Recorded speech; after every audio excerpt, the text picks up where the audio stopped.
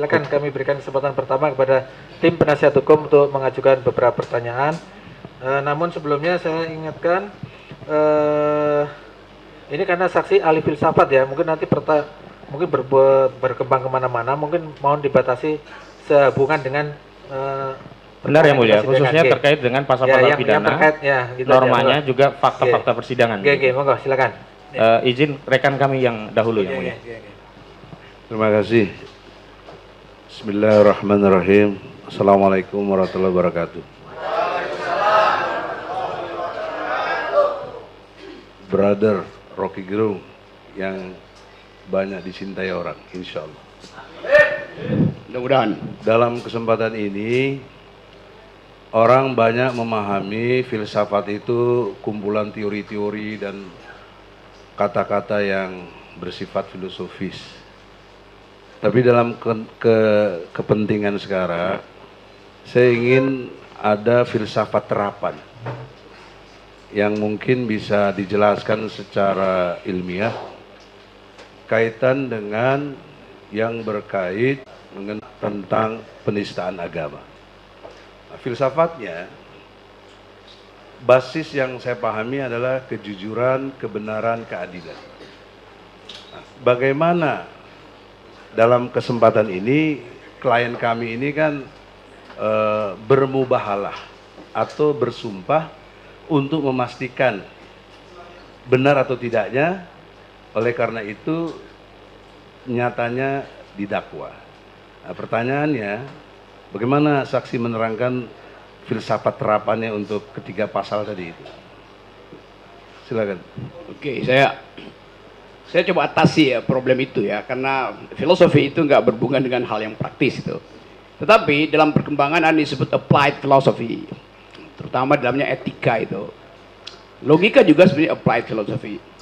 Saya beri contoh tadi soal pertanyaan, apa sebetulnya itu hoax itu?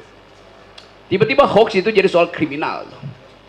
Tiba-tiba hate speech jadi soal kriminal. Dulu waktu Perang Dunia Kedua, pasukan Amerika menyewa satu studio di London untuk membuat suara seolah-olah ada kegaduhan mesin perang Amerika itu. Lalu hasilnya dibocorkan ke Jerman. Lalu orang Jerman panik. Seolah-olah ada ribuan pesawat sekutu akan mendarat di Jerman. Padahal itu cuma dibuat di studio. Sebetulnya itu hoax. Tetapi bagi Amerika itu teknik untuk melemahkan lawan. Kita tahu juga Kopassus bikin begituan tuh. Waktu di Aceh direkam itu suara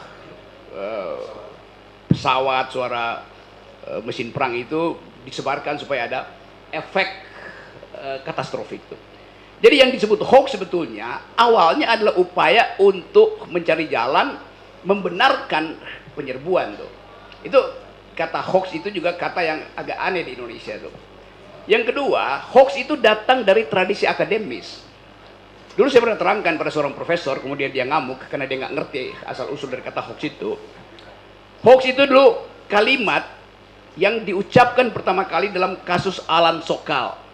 Alan Sokal ini seorang ilmuwan, dia nulis di sebuah majalah Amerika, judulnya Social Text.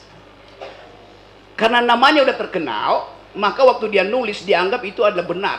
Padahal dia lagi nipu sebetulnya. Begitu di sidang, Alan Hoax bilang, salah kalian, kenapa kalian percaya? Jadi itu sebetulnya dimaksudkan untuk menguji apakah pikiran kita itu yang kita selundupkan di dalam kalimat betul-betul benar apa salah. Jadi kesalahan hoax itu adalah pada penerima hoax, bukan pada si pembuat hoax itu. Jadi karena penerima hoax itu dungu, maka dia nggak tahu bahwa itu sebetulnya adalah upaya untuk menyelewengkan keadaan. Itu intinya tuh. Nah di Indonesia hoax itu disalahkan pada si pembuat hoax. Padahal hoax dimaksudkan untuk menguji apakah public opinion berlangsung secara setara atau masih bisa diganggu. Jadi ini fungsi hoax dalam bentuk positif. Nah saya mau terangkan karena selama ini hoax dianggap sebagai hal yang buruk. Padahal itu dimaksudkan untuk menguji.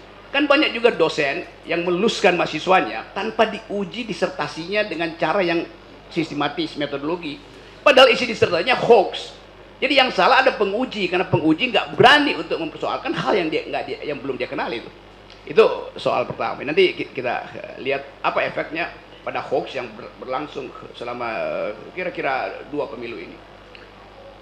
Yang kedua, istilah hate speech, ujaran kebencian. Kalau saya maki-maki Egy Sujana, itu bukan hate speech itu. Kalau saya maki-maki Presiden Jokowi, bukan hate speech itu. Demikian juga kalau saya muji-muji Egy Sujana, bukan hate speech. Kalau saya muji-muji Pak Jokowi, bukan hate speech. Karena hate speech itu di dalam teori hukum dan teori hak asasi manusia, dia terkait dengan peristiwa di masa lalu, di mana seseorang pernah mengucapkan satu istilah kemudian jadi kerusuhan politik di masa lalu. Kalau saya bilang Anda adalah negro, oh itu hate speech, karena negro dulu adalah budak, maka jangan ucapan negro, ucapan aja black people, teman yang warna kulitnya hitam. Kalau negro itu arti penindasan. Negro artinya merendahkan orang. Contoh misalnya, kalau saya sebut perempuan nggak bisa berpikir, di Amerika itu bukan hate speech, di Eropa itu hate speech. Perempuan suka menipu tuh. Di Amerika itu nggak ada soal, di Eropa itu jadi hate speech. Kenapa?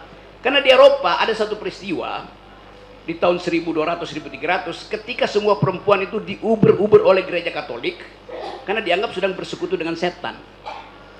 Lalu mereka dibunuh. Dianggap perempuan yang tinggal di rumah, kendati dia lagi bikin pekerjaan rumah, pekerjaan tangan untuk dijual, dianggap itu dia sedang bersekutu dengan setan. Karena kecemburuan kaum laki-laki yang tidak bisa berproduksi, yang harganya, kualitasnya lebih baik dari perempuan. Jadi kalau seorang perempuan dihujat di Eropa, itu hate speech. Di Amerika dia bukan hate speech. Saya kasih contoh ya supaya ada applied filosofinya.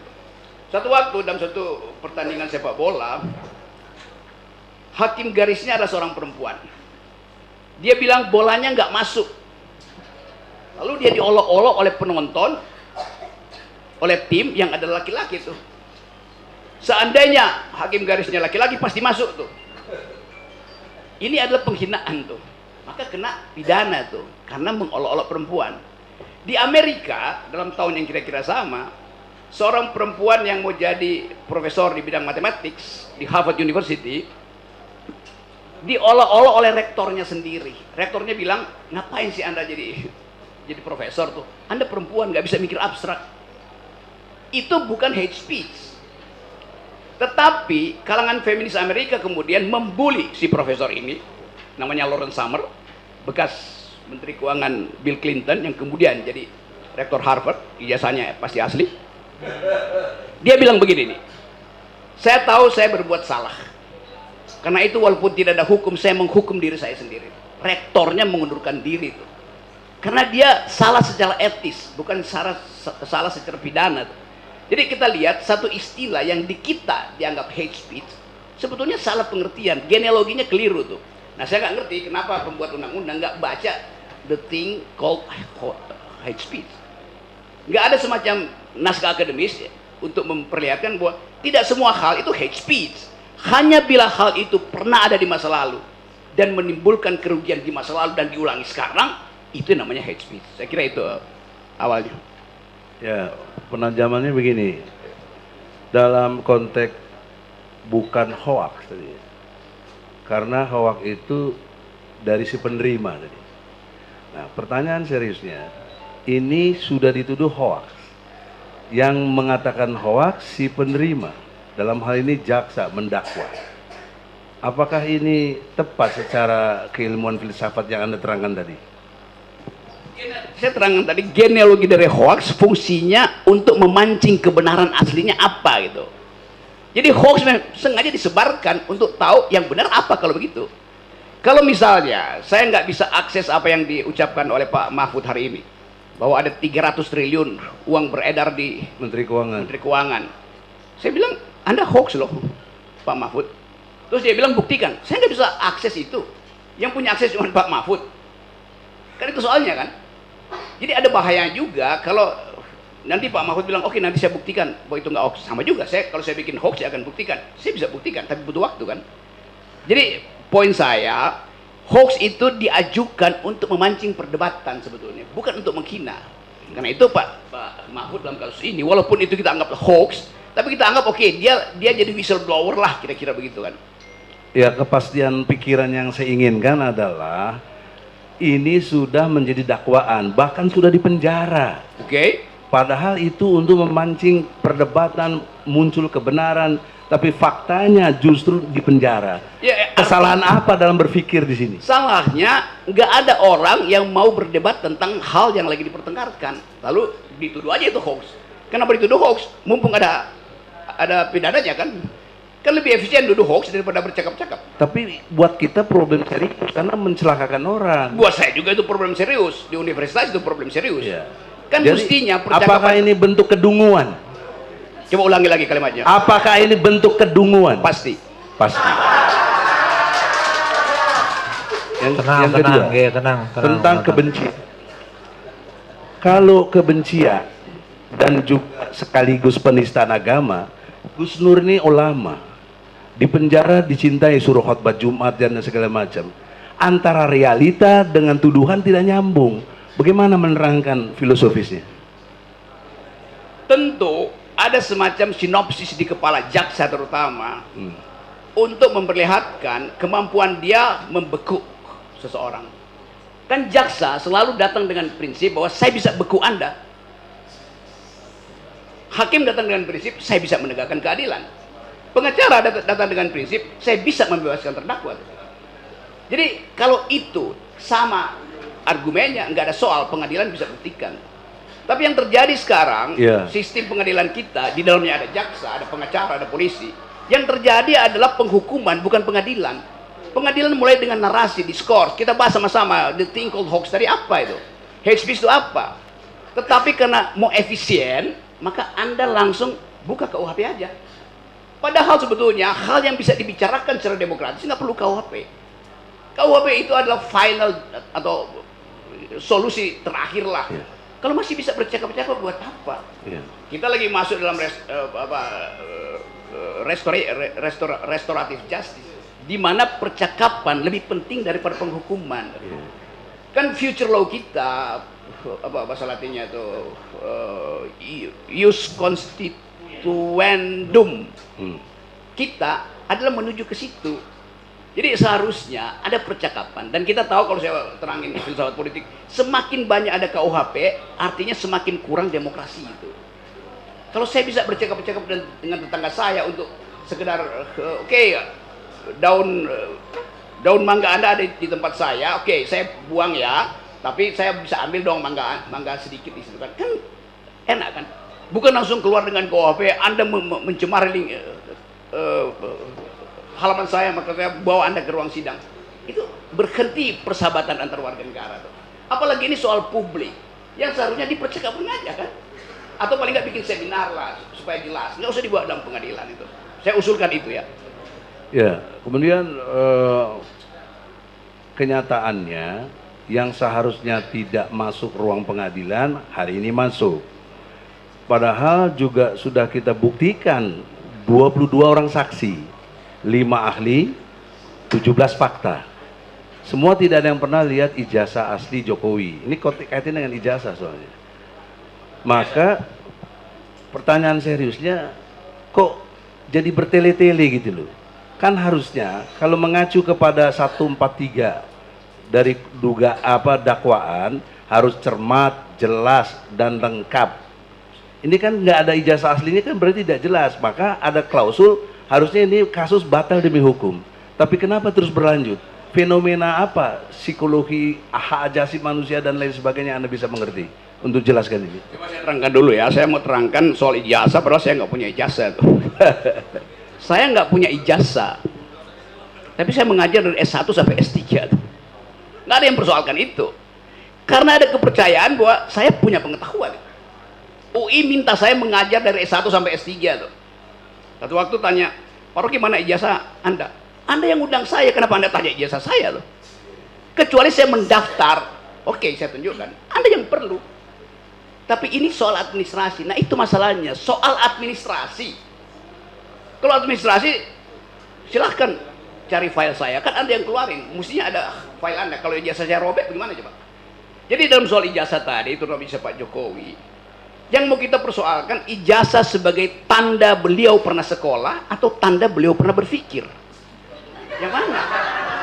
Ya pasti tanda beliau pernah sekolah. Iya, kalau karena pernah ini, berpikir saya nggak yakin dia pernah karena berpikir. itu yang kita persoalkan. Cuma maksud saya begini, brother. Untuk konteks ijazah ini diperlukan ketika mendaftar capres. Ya itu sebabnya saya sebut administrasinya diperlukan. Tapi sebetulnya kan yang nggak Dan berkonsekuensi logis hukum. Ya kan itu. Bagaimana menerangkannya? Ya. Sampai hari ini tidak terbukti. Sekarang, kalau itu soal administrasi, palsu atau tidak palsu dibuktikan di mana? Pada tanda tangan, pada nilai, itu bisa dipalsukan. Yang paling bagus buktikan bahwa kimia dari surat aslinya itu beda dengan kimia kertas yang dipegang Pak Jokowi. Ya bikin aja pembuktian forensik kan. Yeah. Kan ijazah itu ada kertas khususnya tuh. Yeah. Kimianya bisa beda dengan kertas untuk bikin kwitansi. Dan ukuran lamanya juga. Yes, itu bisa dilakukan. Udah, kami udah analisis ajukan. karbon. Mana bukti forensik ijazah asli Jokowi? Atau setidaknya Jokowi datangkan ijazah aslinya ke sini. Oke, itu poin satu ya. Poin kedua, ya Pak Jokowi juga bisa abaikan lah itu. Ngapain sih tanya-tanya tuh? Tetapi kalau Pak Jokowi bukan presiden, dia bisa abaikan. Kan orang palsuin ijazah sekarang menurut hukum nggak ada soal kok. Tetapi justru karena beliau kepala negara, maka seluruh mata publik akan terarah pada lembar kertas itu. Karena dia kepala negara, orang tuntut kejujuran. Kalau bukan kepala negara silahkan berbohong, oke, itu urusannya moral di akhirat. Tapi keadaan kita ingin agar semua pemimpin itu punya track record. Tadi saya lewat SDN 26 di situ. Yeah. Tulis aja begini nih. Membaca hari ini, memimpin hari esok. Waduh. Di SD 26 tadi, di dekat sini, begitu tulisannya. Di bawahnya, aktifkan narasi itu. Jadi bahkan dari tingkat SD, kalau anak SD bilang, kami disuruh membaca supaya besok bisa berpikir. Tanda saya pernah membaca ada ijazah itu. Apalagi presiden. Jadi pergi pada kepala sekolah SD di situ untuk tahu bahwa filosofi membaca berakibat pada ijazah secara administratif. Itu berlaku bagi anak SD, apalagi bagi Pak Jokowi yang pernah mengklaim duduk di perguruan tinggi dan sekarang adalah pejabat tinggi negara. Sehingga semua mata tertuju pada beliau sebagai causa celebre. Orang bisa berbohong, tetapi presiden nggak boleh berbohong. Dasarnya itu tuh. Jadi kalau Pak Jokowi segan, itu ada sesuatu kan. Yeah. Jadi semacam saya tunda-tunda deh atau kayak tunda pemilu tuh. Artinya belum bisa dibuktikan. Setiap penundaan di dalamnya ada perencanaan kejahatan. Waduh, ada perencanaan kejahatan. Nah, dengan tidak ditampilkan ijazah asli berarti ada rencana kejahatan. Secara logis begitu kesimpulannya. Nah, kalau demikian, apa logika psikologisnya tanggung jawab moral bagi si pejabat itu? Karena dia presiden. Apa? Ya, kalau nggak bisa dikriminalkan, ya tunggu aja pemilu berikutnya kan. Tetapi kan ada poin di dalam hukum bahwa berbohong bagi pejabat publik itu apa pasalnya coba? Kan ada undang-undang apa TAP MPR waktu reformasi, etika pejabat publik termasuk di dalamnya nggak boleh berbohong itu. Ya. Maka maksud saya, logika psikologisnya apakah dia harus menyatakan mundurkan diri atau apa? Itu tanggung jawab moralnya bagaimana pejabat seperti itu? Ya itu namanya moral call dari seorang pemimpin. Kalau dia seorang pemimpin ada prinsip noblesse oblige. Semakin noble, obligasinya semakin tinggi. Semakin dia mulia, dia punya kewajiban moral untuk pertanggungjawaban bahkan hal-hal yang nggak pernah dipersoalkan. Apalagi dipersoalkan. Jadi sekali lagi ini prinsip leader. Kalau dia dealer bisa dia berbohong, tapi dia leader kan. Iya. Itu beda dealer dengan leader. Jadi logikanya moralnya seperti profesor tadi ya, mengundurkan diri. Iya, dia mesti mengundurkan diri mestinya. Iya. Kan itu dasarnya kan. Lalu orang tanya kenapa mengundurkan diri? Ya karena ijazahnya palsu kan gampang. Tapi Jadi, faktanya nggak pernah ada pernyataan mengundurkan diri, bagaimana ya menilai? itu artinya kemampuan untuk menjadi pandito ratu itu belum nyampe.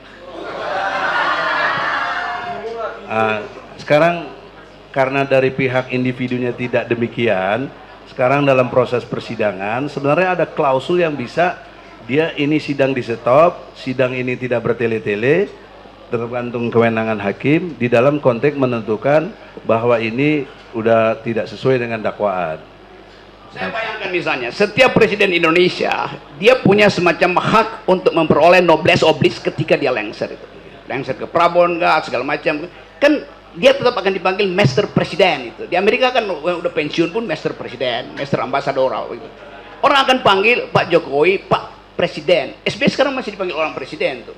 Bukan karena dia formal presiden, tapi karena integritasnya ada di situ. Nah, satu waktu misalnya dalam waktu 10 tahun ke depan dibuktikan misalnya bahwa ternyata tercecer sebuah kertas yang setelah diforensik adalah kertas ijazahnya Pak Jokowi yang sekarang belum bisa dia sodorkan itu. Lalu ternyata itu kacau, kimianya beda dengan kimia kertas yang beredar di kalangan tahun kelulusan yang sama. Lalu orang persoalkan lagi, oh ternyata setelah 10 tahun baru ketahuan memang itu palsu, atau baru 10 tahun ketahuan itu memang benar. Jadi udah terlewati hari ini bahwa Pak Jokowi udah dapat stigma. Nah, stigma itu berbahaya bagi bangsa. Apa bahayanya? Ya, semua orang akan menganggap bahwa pemimpin Indonesia itu tukang bohong. Setiap kali ada pemimpin yang buruk di negeri ini kan. Jadi kita mau hindari stigma itu. Supaya stigma itu tidak berlanjut berabad-abad, buktikan di sini. Kan simpel kan? Harusnya begitu ya? Ya harus begitu. Ya. Saya ucapkan itu sebagai normativity di dalam moral call.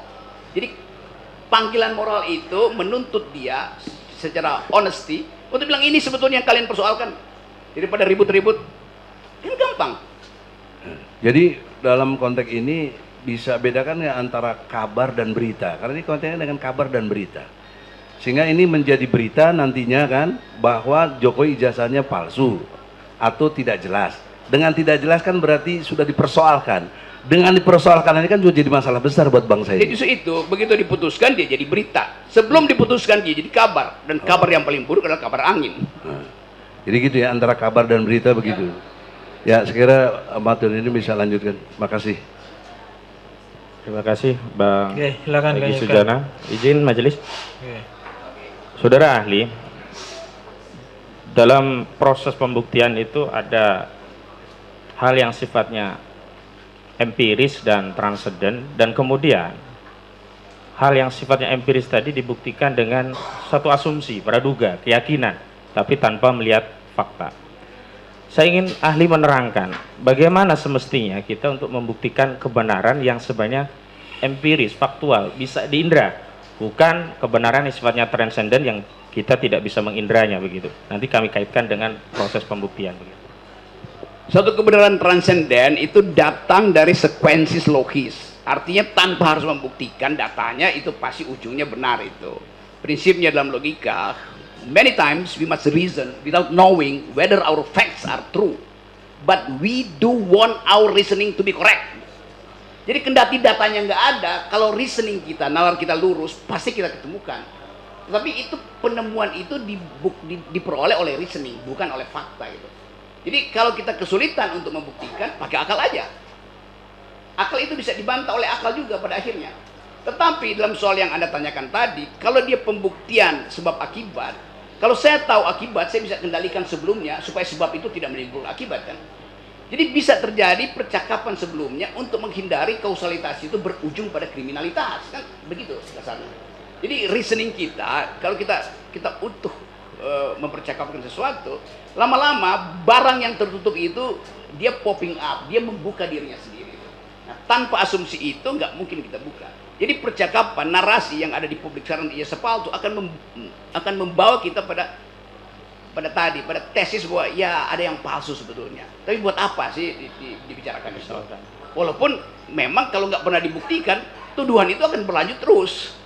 Kan sayang asumsi itu ada terus kan, Pak Jokowi palsu tuh. Nanti kalau Pak Jokowi satu waktu lengser, lalu orang bilang itu tukang palsu lewat di depan kita, kan nggak enak sebagai bangsa kan.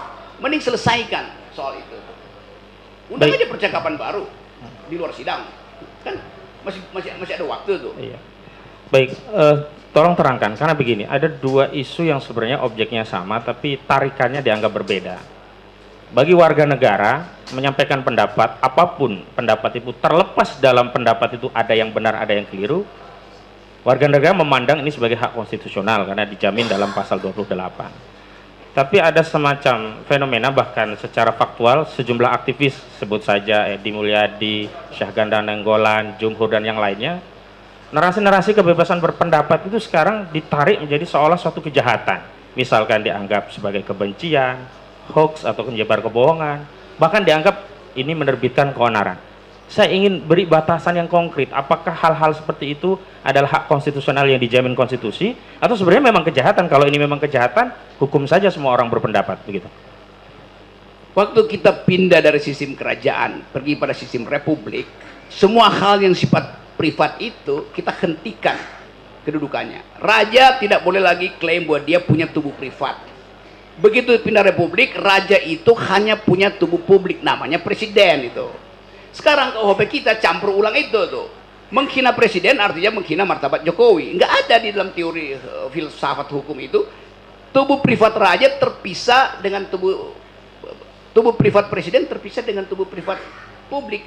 Jadi kalau dia orang publik, seluruh publik boleh menghina dia. Itu konsekuensinya. Lain kalau dia melekat di dalamnya tubuh privat. Menghina raja artinya menghina pribadi raja. Itu mungkin abad 7 udah hilang itu dalam percakapan. Bahkan kalau kita belajar teori filsafat hukum itu, di abad-abad 13 itu kata konstitusi artinya hak membunuh raja. Jadi bayangkan pada waktu itu bukan sekedar menghina raja, membunuh raja. Karena tadi raja itu pindah ke wilayah publik, maka dia mesti nggak ada baju di dia, mesti dibuka semua bajunya tuh. Karena dia orang publik. The public man ini yang berhak untuk mempersoalkan dan netizen itu. Jadi jangan kalau netizen mengkritik itu dianggap sebagai itu pidana. Nggak ada pidana di bila politik. Ini kan soal politik kan. Masa ada pidana politik? Lo politik itu berubah karena perubahan kekuasaan. Nanti ada balas dendam jadi. Jadi saya mau pastikan bahwa hak berpendapat itu dimaksimalkan dan dijamin maksimal di ruang publik. Nah kalau seseorang di ruang publik dihina oleh publik, nggak boleh dikriminalkan. Dan itu kebebasan mutlaknya di situ tuh. Anda boleh caci maki seseorang itu, marah bahkan, Anda boleh mulut Anda itu tiba di depan hidungnya, nggak ada soal. Yang penting jari telunjuk Anda tidak tiba di ujung hidungnya. Begitu Anda sendu, itu artinya Anda menghina otoritas tubuh privatnya, maka Anda kena pidana. Ya karena itu presiden siapa kemarin itu Macron dilemparin telur busuk itu nggak biasa saja biasa begitu. Aja. George Bush dilemparin sepatu nggak ada delik di situ tuh.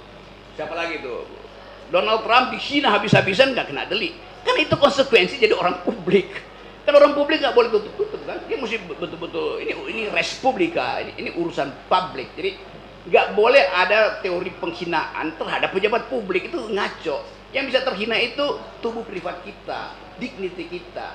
Pejabat publik nggak punya dignity. Baik. Presiden punya anak. Kapan presiden punya anak? Yang punya anak Pak Jokowi. Jadi kalau menghina anaknya presiden itu nggak masuk akal juga. Jadi nggak mungkin ada yang disebut ini istri presiden, ini anak presiden. Di dalam basa-basi diplomasi iya ini first lady itu. Tetapi secara hukum nggak mungkin presiden punya anak. Karena itu nggak mungkin juga anak presiden punya ayah kan begitu. Baik. Ini saya melihat ada fenomena. Dulu kita mengenal dasin ansih, aktualisasi itulah yang menyebabkan eksistensi. Ketika ada sekelompok masyarakat ingin mengaktualisasikan ide pemikiran dan eksistensinya itu dalam bentuk kritik, dan kemudian kritik tadi dibaca sebagai kebohongan, dibaca sebagai kebencian, dibaca sebagai tendensi kepada sara, suku, agama, ras, dan antar golongan. Maksudnya saya ingin kaitkan, misalkan dalam konteks pasal 14 ayat 1 dan 2 itu